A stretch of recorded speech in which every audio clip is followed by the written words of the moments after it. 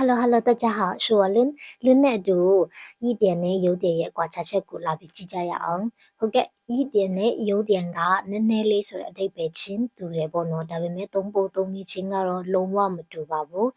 ဘယ်လိုမျိုးသုံးရတာလဲဆိုတော့ဥပမာကိုကဗိုက်နည်းနည်းစားတယ်နည်းနည်းလေးပင်ပန်းနေတယ်ဆိုရင်ပြောချင်တယ်ဆိုပါစို့一点နဲ့သုံးပြီးပြောချင်တယ်ဆိုရင်一点ကိုနောက်မှာထားရပါတယ်ကိုဖြစ်နေတဲ့ဟာကိုရှေ့မှာထားရတာပေါ့နော်比如说累一点累一点နည်းနည်းလေးပင်ပန်းနေ一点ကျတော့နောက်မှာထားရတယ်ပေါ့နော်有点နဲ့သုံးချင်တယ်ဆိုပါစို့有点ဆိုရင်有点累有点累ဆိုပြီးလာပါတယ်ဆိုလိုချင်တာက一点နဲ့有点ကသုံးတဲ့အချိန်မှာလုံးဝဆန့်ကျင်ဘက်ပေါ့နော်အတိတ်ပဲရှင်းတူတယ်သုံးဖို့သုံးနည်းကတော့ဆန့်ကျင်ဘက်ပါ比如说饿一点饿一点有点饿有点饿